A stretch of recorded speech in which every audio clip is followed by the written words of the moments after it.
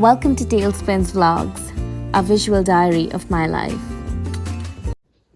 Hello and welcome to Talesspins Vlogs. I am Nayanikka and today I am back with a new video, and this one is going to be a sit-down style book review.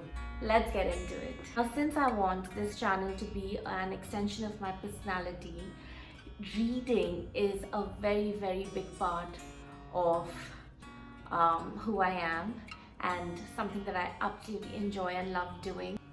So there'll be a lot many more videos like this on this channel. Today I'm starting out with this book that I read during lockdown, and it was one of my favorite books actually. I read that completely felt like came at a time, like, you know, they say like you always find songs that somehow suit perfectly to certain circumstances that you're in. I feel the same way about books as well, apart from music.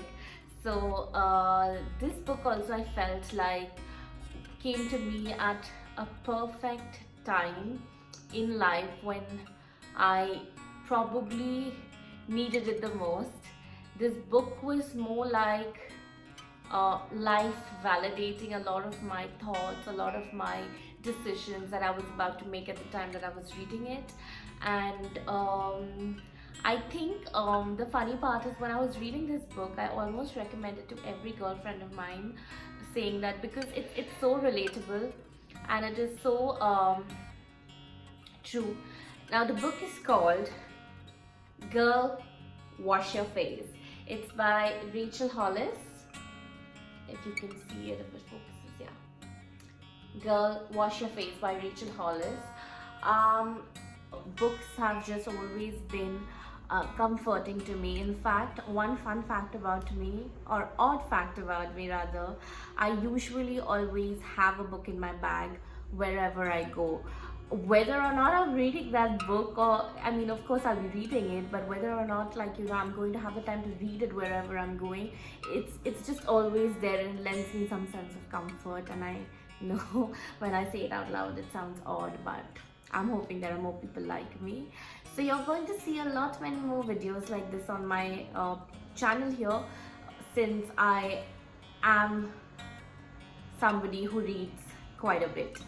So this is a self-help book, but you know how self-help books can be, right? Like, it can sometimes there are certain self-help books that can be over preachy, certain ones that you're just like, oh, but this is like, you know, like it's too intense. Probably it could be. It's one of my favorite genres of reading, definitely, but sometimes, you know, it can be a little bit not your vibe. But this book, this one, actually made me feel like it was tailor written personally for me. And I also feel like the reason I recommended it to so many women in my life is because so many people are actually going to be able to relate it. Especially, I think this is for anybody who's navigating through their 20s and probably up till their early 30s. This book is the one you need to read. Get your hands on. Now, what I love about this book is, I'm going to try and keep this as brief as possible, because if I start talking about a book I like, it can take a while. What I absolutely love about this book is, I'm going to show you the index or the contents page. Actually, every chapter of this book is basically dedicated to a lie that we tell ourselves, and how, and through the author's experiences, life experiences, she basically tells herself and us otherwise, you know. So the lies are something like, let me just show it to you.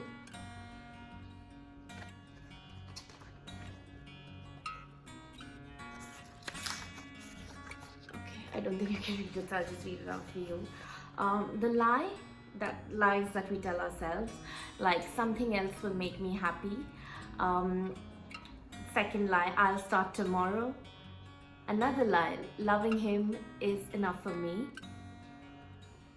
Another lie, I should have been further along by now. I need to make myself seem smaller. I'll never get past this. So these are like lies that we as women, mostly as women, are constantly telling ourselves, right? Like we're just trying to, I think believing in the worst comes easier to us somehow, especially in regards to our own selves. Um, Also, another thing that I really liked about this book is that it's very easy to read. So even if you're not much of a reader, I'll still recommend you read this book. And it is, I promise, it's nothing that's going to get heavy. In fact, it is so conversational. It actually feels like somebody else is just, validating your thoughts, validating, it's just speaking to you and giving you a sense of direction and from their own personal experiences.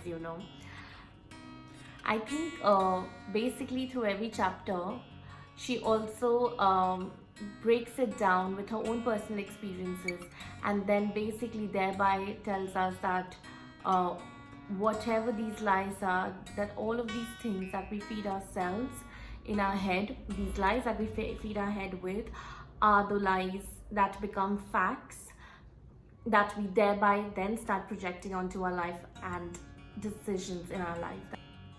I also have a lot of favorite quotes from this book that I actually highlighted and kept aside, because these are quotes that I felt like I would keep wanting to go back to every time I'm in a headspace of doubt, negativity, or unsurety.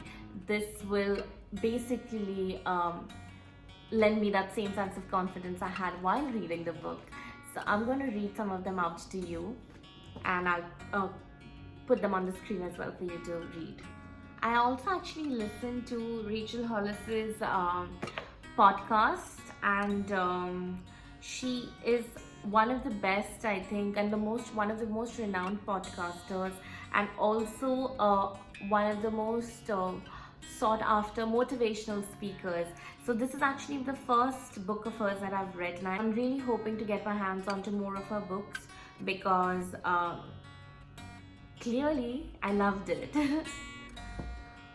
Oh, and I forgot to mention, one of my other favorite parts of the book is, other than the fact that it's very simply written and very easy to read, it's also, oh my god, just packed with tons of humor. So the appeal was very real for me. Okay, so one of my first favorite ones I'll read out.